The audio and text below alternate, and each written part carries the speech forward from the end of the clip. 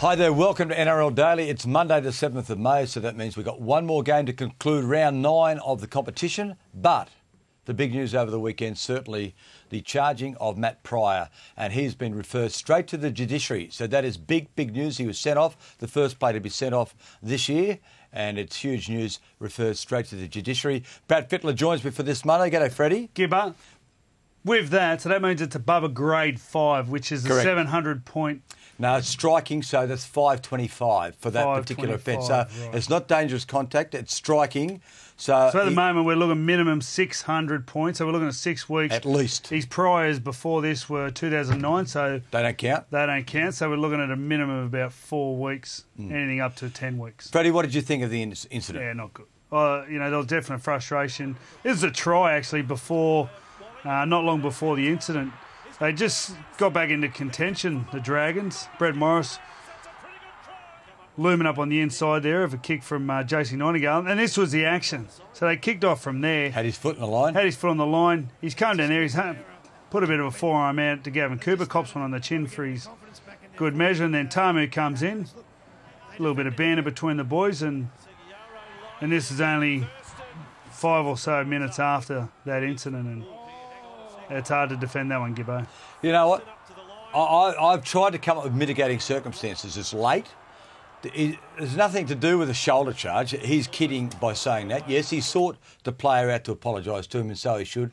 Some sort of brain explosion. You can't countenance that a player would do this on purpose. But when you watch that, Freddie, you watch it, what other conclusion can you draw that he was trying to get the player?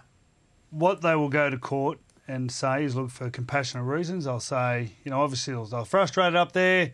He's not a dirty player. I think when you go back into his priors, they won't be for striking. They'll be, I think one was a high tackle. The other might have been a dangerous sort of tackle. So I think they're different. They're out of character, I grant it, but so you look at it and you say, they will go in and talk about character. They won't go in and talk about anything else other than character. I think that's what, if anything's going to get him off a couple of weeks, is going to be his character. Nothing to do with what happened up there in North Queensland. I think he should plead guilty and throw himself at the mercy of the judiciary panel and hope for the best. Now let's get the rest of the daily update, and we'll be back with some more judiciary news a little later as well. Roosters coach Brian Smith says half Mitchell Pearce is in career best form. The 23-year-old pressed his Origin claims with a big performance leading the side to an 18-point win over the Knights. That's where Pearcey is now, I reckon, and then to see him on the back of Friendy's run and pass and execute that to ice the game for us.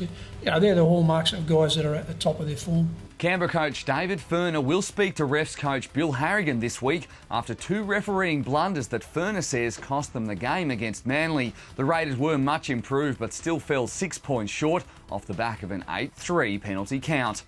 Warriors rake Nathan Friend will be out of action for 6 weeks after breaking his jaw in their win over the Broncos.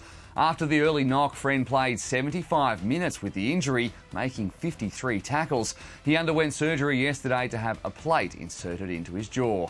Dane Nielsen will be a Warrior for the next 3 years. The Queensland centre will leave Melbourne for Auckland at season's end, the 26-year-old saying the raft of young talent at the Warriors was a factor in his decision.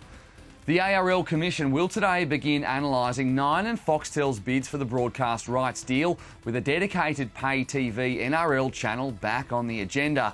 While the code is keen to expand to 4 free-to-air games a week, a league channel is also likely part of Fox and Nine's offering, which is expected to be short of the magic $1 billion mark. The Eels have confirmed they won't bring in an assistant coach to help embattled coach Stephen Kearney.